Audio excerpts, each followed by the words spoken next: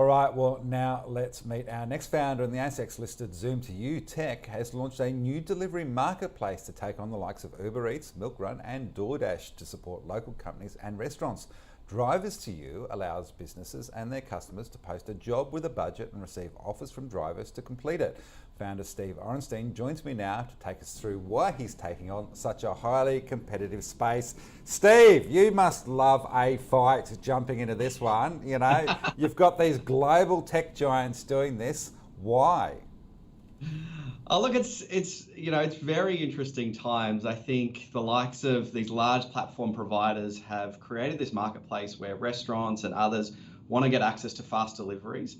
And now what we're doing is we're disrupting that, and we're allowing restaurants to actually hire drivers directly, but also provide the technology that allows them to actually run their own driver networks. And so I think that's a really important step. It's going to mean ultimately that there's less cost involved for the restaurants, and then there's going to be less cost passed on to the consumers that are purchasing these products from the restaurants. This has got to be the opportunity both for the restaurants and for yourself, because as someone who covered the sector for a long time, I was gobsmacked that anyone could actually make money when they're handing over 30% of gross sales to these delivery services.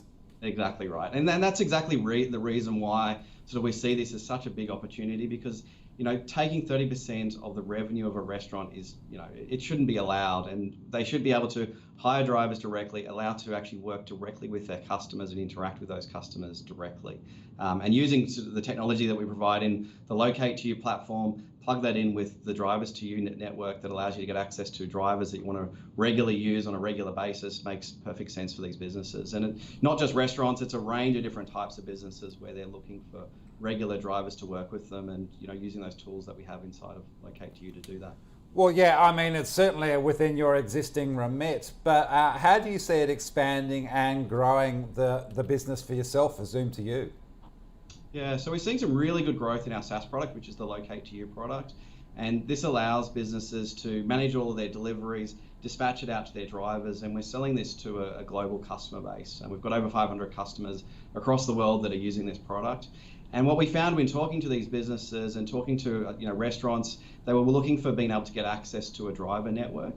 And that's where we thought, well, we could help them build this driver network, and using our existing business, Zoom2u, we could establish that into its own network called Drivers2u. And what this is designed for is businesses that are looking for regular drivers on a regular basis, and they can engage those drivers directly, doing that in Australia, but also right across the world. Right now, the Drivers2u network is very much Australian focused, but the view is that we can expand this into other markets right across the world.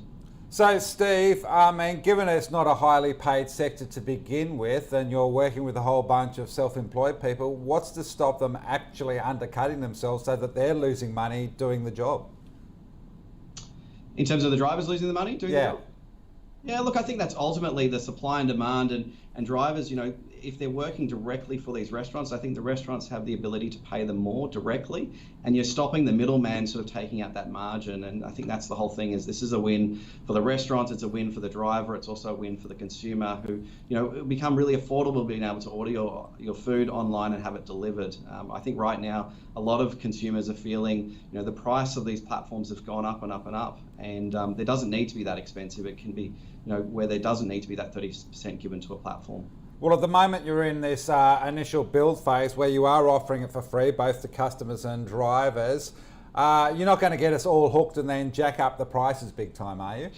No. This is exactly the reason why we built this, is that we want to make it affordable. It's never going to be, a cost of revenue that's being put through the platform. It's always going to be a monthly subscription fee. And, we want to make it really affordable for businesses to use right across the world. Now, Steve, I do want to ask you about this sector more broadly, because we have seen some dramatic changes over the last 12 months, the collapse of a couple of the grocery delivery services, which started with big promise. We hear another one is sort of trying to figure out where to next. We've seen others globally withdraw from this market.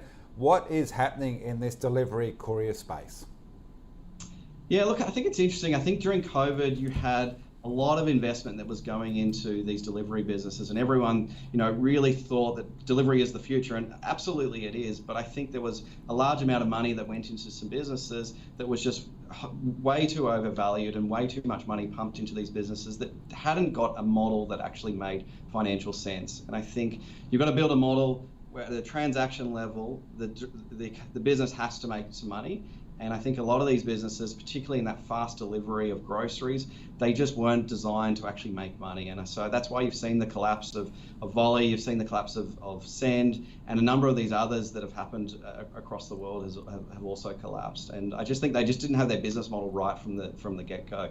And you can't just build a business based on growing revenue. You need to build a business that actually delivers profitability. Well, in that respect, tell us a little bit about yours. The half-yearly results were out a couple of weeks ago. Do you want to share a couple of highlights?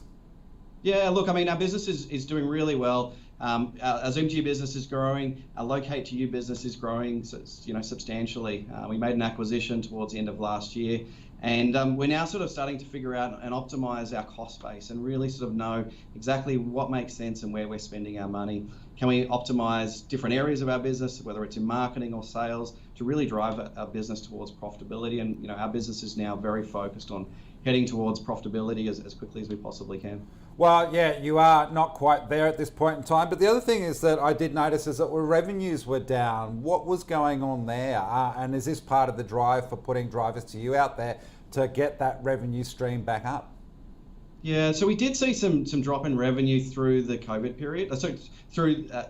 Recently, and that was led through the COVID period where we did have a really big spike in demand. During lockdowns, we saw a substantial increase in delivery volumes from a number of our sort of key customers. And as companies we've gone out of lockdowns, we've seen some of these businesses actually reduce their amount of volume, and that's led to us seeing some revenue growth decline. But we think this is just a temporary thing.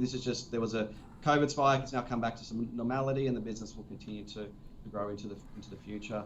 And likewise, in our Locate2u product, we continue to see really great growth inside of that business. More broadly, are there sectors such as restaurants where you see the biggest opportunity down the track? It seems like everyone's got used to, rather than walking out the front door and picking stuff up, that it does get brought directly to their homes. Of course, we've watched Australia Post in the last couple of weeks doing okay on the delivery side of the business, but Letters punching a $250 million hole in its product or its profitability. Where are we going to see these shifts and this ongoing change in consumer behaviour in terms of using companies like yours? Yeah, I mean, I think consumers are now used to having things delivered and will continue to do that. And so I think the demands on consumers is going to be around how can I get this product to me faster, and having that same day delivery experience is going to be really important. And I think we're going to continue to see that. I think now what's the real focus is on businesses being able to offer a faster delivery experience and doing that efficiently and being able to optimize their cost base to do that. One of the things we're seeing sort of really big demand for is in our Locate2u product, where there's businesses that are running their own fleet of their own drivers and having the ability to use our route optimization engine in making it sort of really efficient to take, if they've got 50 deliveries to do in a day or 100, they can optimize those routes to make sure that they're minimizing the numbers of drivers required, but also maximizing the speed in which those deliveries can actually take place. And I think that's going to be a really important thing for businesses that are doing deliveries right across the world, to be able to really make sure, particularly as fuel prices are increasing, inflation's increasing, optimization is going to be really key into the future. And just finally, I mean, as you said, you do have a global market for your products, including Locate2u. More broadly around the world, are you seeing ongoing growth in the sector, or is it starting to soften again off the back of the end of the pandemic, or at least the end of lockdowns? No, I think we're starting to see, continued growth in this industry across the world. I think we're still in the early stages of delivery, and I think there are so many businesses that need to be offering a faster delivery experience. And I think it's going to be really critical for them to be able to maintain consistent growth inside of their business, is having a good delivery experience and not just relying on the likes of these large postal networks to get product to their customers. If you think about the delivery is you go through the checkout process. This is the first physical interaction that the customer gets between the e-commerce store and the consumer, and that's going to be really important to make sure that happens really quickly. And I think if that consumer gets a really good delivery experience, that's going to lead to repeat purchasing. And an e-commerce business, retail business, that repeat purchase is so important. If you don't get that, then your cost of acquiring that customer is very, very expensive. And so, having that great experience is really vital for these businesses. Can I just finally ask, Steve, when you say that rapid delivery, where is the mindset at this point in time? Of course, we saw the grocery guys sort of saying 10 to 15 minutes. You know, I get Australia Post emailing me every sort of 30 minutes, sort of saying your parcel will be coming in the next 5 to 7 days. Where is the sweet spot for consumer expectations? Yeah, I think it really depends on the type of product that you're delivering. And certainly it's not 10 minutes, it's not 15 minutes. I think what's really important is that when you're doing these deliveries, you need to make sure there's enough density in the delivery runs that the driver's actually doing. And so when you're doing that, so the number of deliveries per hour completed by a driver is going to be really important. And so you think about, the wage of a driver on an hourly basis, and then divide that by the number of deliveries, and the cost of those deliveries gives you a sense of what the economics then looks like. And so it's definitely not days, and it can be within the same day, and you can do same day delivery within receiving that order today and having it delivered today. But I think what's really important is that these orders are batched, and they're batched into delivery runs. And so the customer comes to your website, they've got a time window to select for when they want that product actually delivered. And so then you can actually batch multiple orders into that time window, and that can be really efficiently delivered from a driver's point of view, but also from a cost point of view. And that's going to be really important, and which is exactly why a 10-minute delivery doesn't make sense unless the value of that item is substantially high and there's lots of margin in that item. Yeah, a loaf of bread delivered via drone seems a little bit excessive on my part, but we'll leave that conversation for another time. Steve Orenstein, thanks for joining us today to tell us about Drivers2u. Thanks, Simon. Great to be here.